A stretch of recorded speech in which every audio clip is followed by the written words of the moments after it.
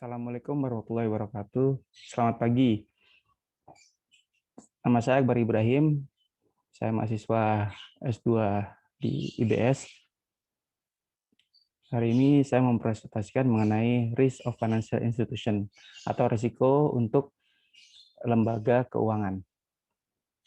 Izinkan saya share screen dulu.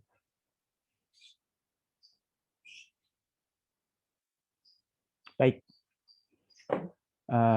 Sebelum kita membahas lebih dalam mengenai risiko dari lembaga keuangan, kita awali dulu dengan kita harus pahami dulu apa sih lembaga keuangan itu sendiri. Ya.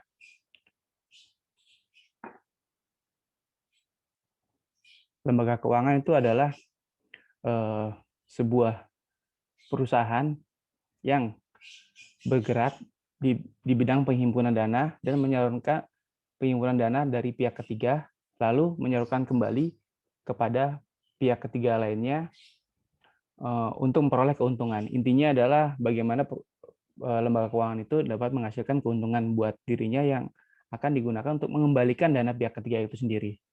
Kalau atau biasanya financial institution is a company engaged in the business of dealing with financial and monetary transactions such as deposit, loan, investment, and currency exchange. Berarti dia itu pergerakan hanya menghimpun dana itu melalui deposit, lalu menyalurkan melalui pinjaman atau investasi,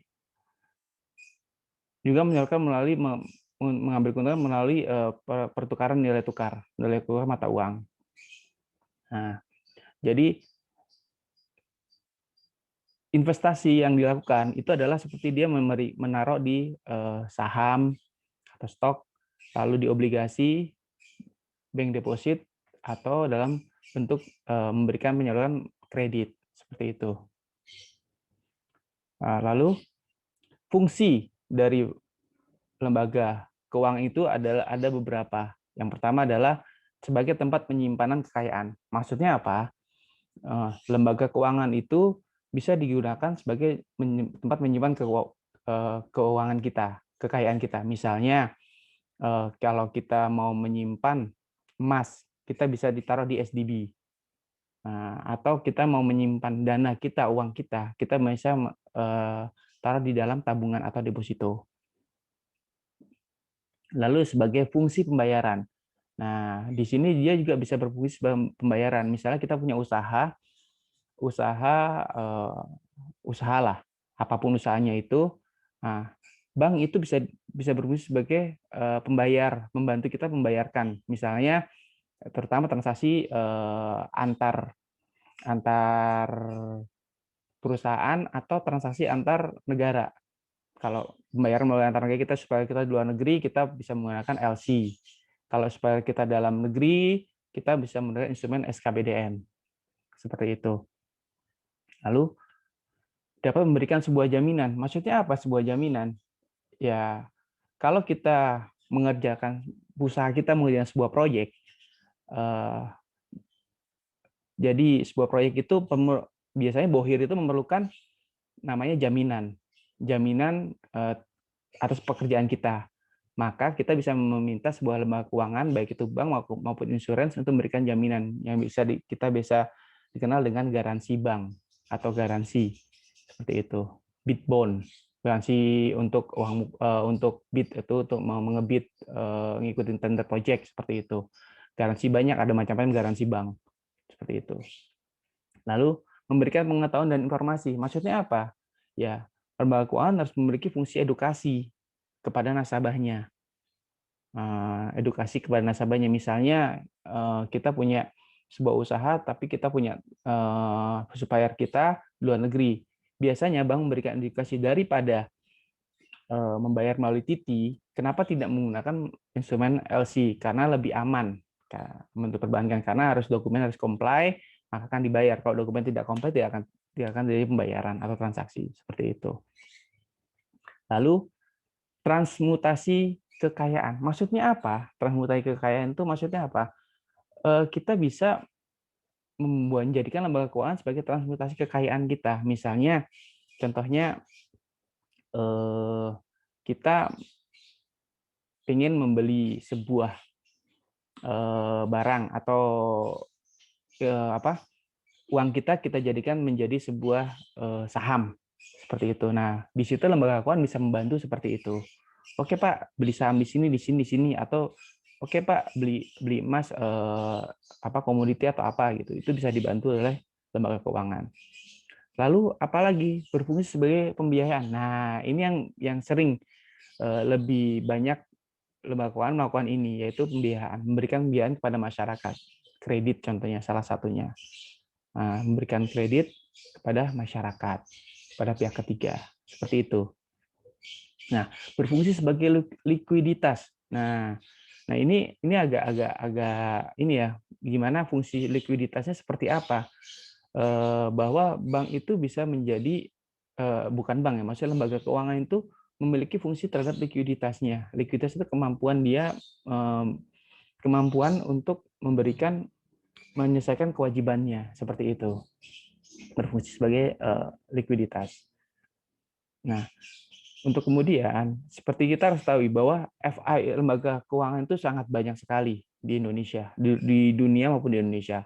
Nah, ini salah satunya yang kita sebutkan bahwa apa aja sih lembaga keuangan itu? Satu adalah bank.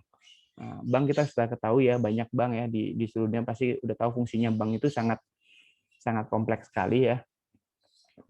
Dia sebagai lembaga keuangan yang menghimpun dana pihak ketiga dan menyalurkan dana itu kepada pihak ketiga lainnya atau kepada masyarakat untuk mendapatkan dalam jangka waktu tertentu dengan diperjanjikan akan diperoleh kembali dengan bunga atau pengembalian lebih dari masyarakat itu sendiri. Seperti itu.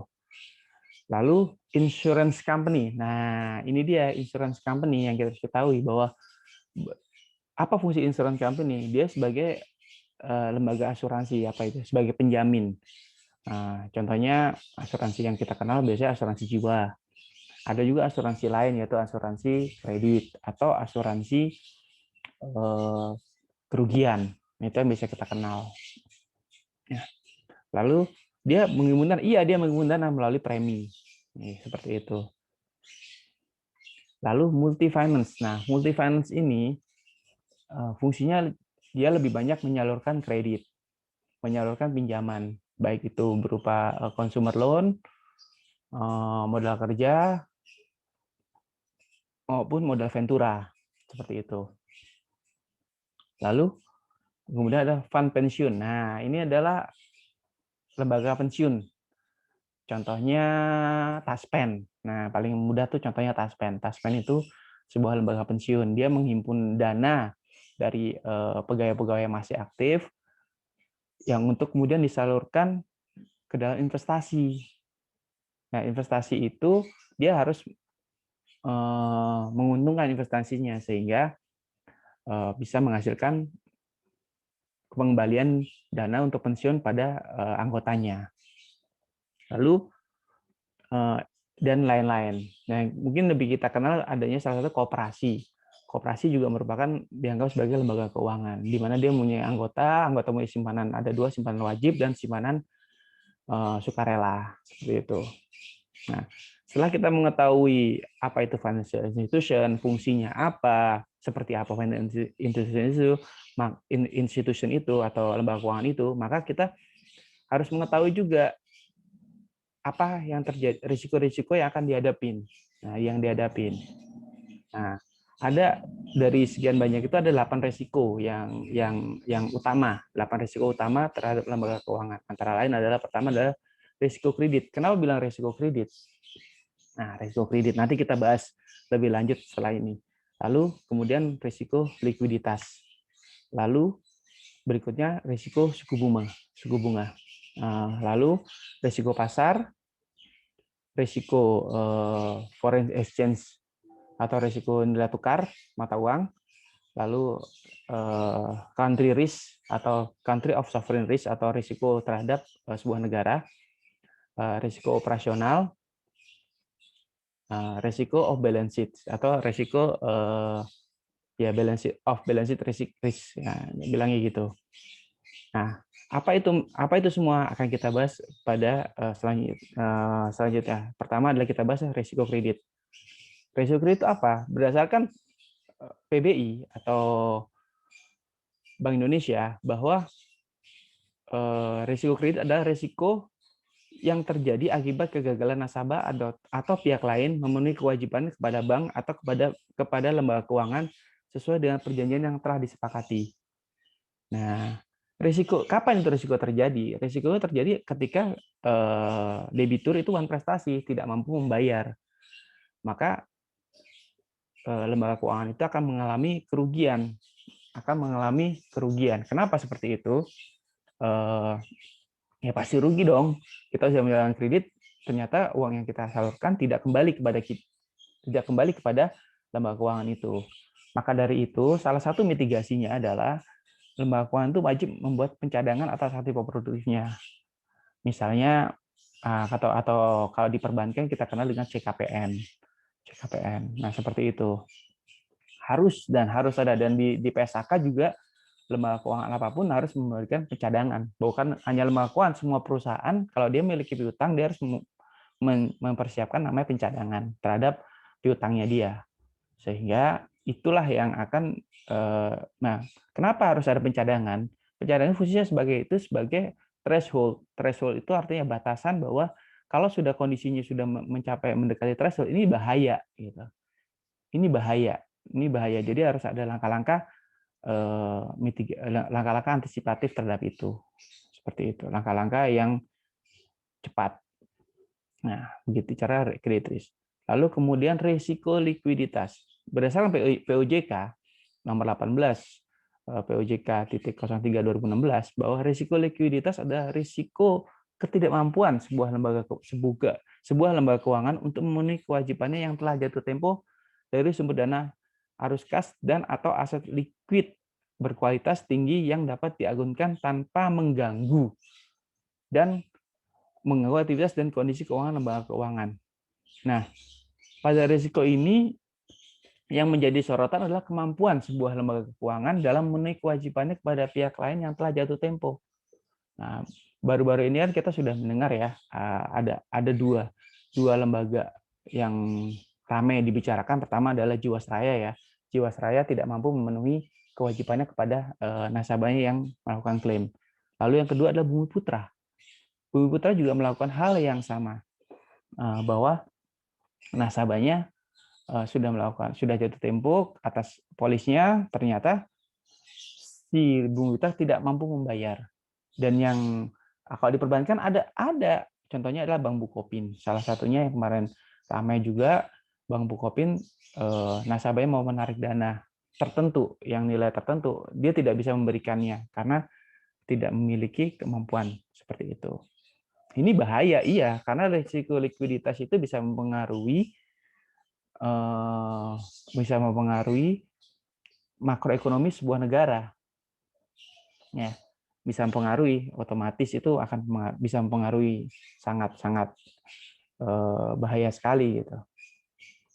Lalu kemudian risiko suku bunga. Nah, risiko suku bunga menurut Masud Ali adalah terjadi sebagai akibat dari terdapatnya mismatch atau atas maturities pada interest rate related product di sisi aktiva dan pasiva neraca lembaga keuangan. Maksudnya apa? Bahwa misalnya gini, sebuah lembaga keuangan menyalurkan kredit jangka panjang. Nah, jangka panjang. Tetapi dia memperoleh dana dengan bunga yang jangka pendek. Kan itu mismatch, ada ketidakcocokan. Sehingga itu menimbulkan resiko yang sangat besar. Nah, resiko bagi dia apabila dia sudah pasifannya sudah jatuh tempo, sedangkan ini belum memenuhi targetnya, belum terpenuhi, maka dia akan terjadi mismatch. Kemungkinan ini akibat dari risiko suku bunga ini bisa menyebabkan sebuah lembaga keuangan terkena risiko likuiditas karena tidak mampu menyelesaikan itu sendiri gitu. Nah, itu Itu jangka panjangnya, tapi jangka pendek apa? Otomatis akan mengalami kerugian si lembaga keuangan ini, seperti itu.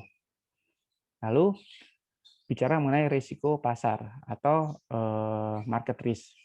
Bicara risiko pasar adalah risiko pada posisi neraca dan rekening administratif termasuk transaksi derivatif akibat perubahan secara keseluruhan dari kondisi pasar, termasuk perubahan harga option itu berdasarkan POJK. Tapi menurut Irham Fahmi dalam buku manajemen risiko bahwa risiko pasar merupakan kondisi yang dialami oleh suatu perusahaan yang disebabkan oleh perubahan kondisi dan situasi pasar di luar kendali perusahaan. Maksudnya apa? Nah, maksudnya apa? Artinya ini biasanya berlaku terhadap lembaga-lembaga keuangan yang melakukan investasi terhadap apa namanya saham, obligasi seperti itu. Nah, di mana dia salah satunya adalah portofolio aset yang dimilikinya itu sangat bergantung pada pergerakan pasar. Misalnya dia membeli saham non blue chip atau saham-saham yang pergerakan fluktuatif sekali. Nah, itu pasti muncul risiko itu akan muncul. Nah, kalau obligasi bicara mengenai terkait dengan jatuh temponya seperti itu akan muncul, sehingga risiko itu kalau lembaga keuangan banyak bergerak di instrumen itu sangat risiko tinggi, terutama apalagi kalau bicara dia bergerak di dalam bursa komoditi atau bicara bergerak di dalam mata uang, itu sangat-sangat fluktuatif sekali dan itu sangat terekspos oleh risiko pasar. Lalu risiko perubahan falas. Nah, tadi baru disebutin kan kalau dia salah satunya itu. Perubahan falas juga berpengaruh. Iya dong, pastinya. Misalnya gini, sebuah lembaga keuangan, apa sih risiko valuta asing itu? Risiko disebabkan oleh perubahan valuta asing di pasaran yang tidak sesuai lagi dengan yang diharapkan, terutama pada saat dikonversikan dengan mata uang domestik. Ini pernah terjadi? Iya, di Indonesia pernah terjadi pada waktu Krismon tahun 98-99. Ketika itu dolar secara signifikan naik secara signifikan, yang tadinya cuma 5.000, 6.000 menjadi 18.000. Nah, seperti itu. Itu pengaruh, iya, pasti dengan perubahan itu sangat berpengaruh sekali, apalagi kalau perusahaan itu banyak barang impor, otomatis dia akan terekspos namanya risiko perubahan falas. Nah, apalagi dia memperoleh pinjaman dari luar, seperti bank atau lembaga keuangan itu memperoleh pinjaman dari dana luar, di mana itu sangat berpengaruh sekali dengan kondisinya. Sedangkan dia penghasilannya dia adalah dalam bentuk mata uang domestik, otomatis ketika perubahan falas dia harus men-spend money lebih banyak lagi. Nah, seperti itu. Lalu, country of sovereign risk atau risiko negara. Menurut Bank Indonesia, risiko negara adalah risiko yang timbul karena perubahan ekonomi atau politik suatu negara yang berdampak pada negara lain yang akan berhubungan dengan tersebut. Misalnya, kekurangan cadangan devisa. Suatu negara akan menyebabkan keterlambatan membayar pinjaman kepada bank kreditur di negara lain. Itu terjadi? Iya, banyak terjadi. Banyak terjadi juga. Nah, tapi sebenarnya sumber utama dari risiko negara itu paling berdasarkan analisa para ahli itu lebih banyak karena political risk. Itu sangat berdampak sekali. Misalnya yang baru-baru terjadi ada di Myanmar. Myanmar itu sedang terjadi pergolakan politikal, di mana militer mencoba mengambil alih kekuasaan, seperti itu. Nah, itu berpengaruh sekali. Iya, pastinya berpengaruh dengan risiko terhadap pembayaran devisa dan segala macam itu. Ya. Lalu apalagi? Risiko operasional. Apa sih risiko operasional? Menurut Johan Putro, risiko operasional adalah potensi penyimpangan dari hasil yang diharapkan karena tidak berfungsinya suatu sistem SDM, teknologi, atau faktor lainnya. Sedangkan menurut Bessel, resiko operasional didefinisikan sebagai suatu resiko kerugian yang disebabkan karena tidak berjalannya atau gagalnya proses internal manusia dan sistem serta peristiwa eksternal. Nah, risiko yang operasional pada lembaga keuangan yang sering terjadi adalah biasanya kegagalan teknologi atau kesalahan SDM. Nah, yang paling gampang, yang paling mudah adalah misalnya risiko yang terjadi adalah ketika sebuah bank menggunakan sistem ternyata sistemnya lagi down sehingga tidak bisa transaksi. Nah, itu juga berpengaruh. Atau kesalahan SDM, misalnya ketika melakukan OTR atau transaksi RTGS atau OTR, itu SDM salah nilai angka seharusnya dia bertransfer adalah 1 juta menjadi 10 juta, misalnya seperti itu. Itu kan tes operasional dan itu sangat berpengaruh sekali kepada operasional dari lembaga keuangan itu sendiri. Nah, berikutnya adalah risiko off balance sheet atau risk of balance sheet risk, risiko di luar neraca. Adalah risiko yang muncul dari perusahaan keuangan sebagai hasil dari aktivitas yang berhubungan dengan aset yang tergantung dan kewajiban-kewajibannya. Maksudnya apa? Kita kan punya, kalau lembaga keuangan atau perbankan itu ada namanya on balance sheet dan off balance sheet, ya kan? Misalnya gini, ketika penyaluran kredit pada kualitas aset tertentu, maka kualitas aset itu bisa dilakukan namanya hapus buku. Hapus buku bukan berarti tidak akan ditagih lagi, tetap ditagih, tetapi dia hanya dihilangkan dari neraca. Dihapus buku itu artinya apa? Pencadangan yang ada digunakan.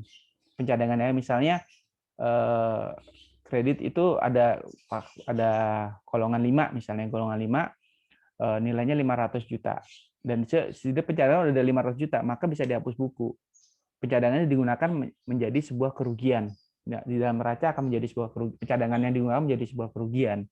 Nah, di situ ditagih, iya ditagih. Cuman permasalahannya ditagihnya itu tidak dalam sistem, tidak dalam neraca, tapi di luar neraca. Nah, di sini sering terjadi mismatch, di mana pencatatannya terkadang berbeda. Itulah risiko-risiko yang mengenai risk of balance sheet risk. Jadi misalnya si A ini sudah dilakukan, sudah dihapus buku misalnya, tetapi pada suatu ketika dia membayar. Nah, harusnya kalau kita membayar 100, maka akan dibuku kembali atau direbook 100 juga, tetapi sebagai pendapatan atau sebagai laba. Dibuku kembali, masukin neraca, tapi sebagai laba, pendapatan lain-lain, pendapatan di luar operasional perusahaan, seperti itu. Harusnya seperti itu di bukunya. Tetapi terkadang karena pencatatannya, akibat dari pencatatan tidak bagus atau tidak ini, terjadi mismatch gitu. Jadi ada mismatch, sehingga itu yang menyebabkan off balance sheet risk. Atau juga mengenai CSR. CSR itu juga dimasukkan adalah off balance sheet. Itu juga sangat-sangat memiliki risiko yang cukup tinggi kalau tidak dilakukan pencatatan yang baik. Kira-kira seperti itu penjelasan saya tentang risiko dari lembaga keuangan. Mungkin demikian, mohon maaf apabila dalam penjelasan saya ini ada kekurangan dan kelemahan. Untuk itu, wabillahi taufiq wal hidayah. Wassalamualaikum warahmatullahi wabarakatuh.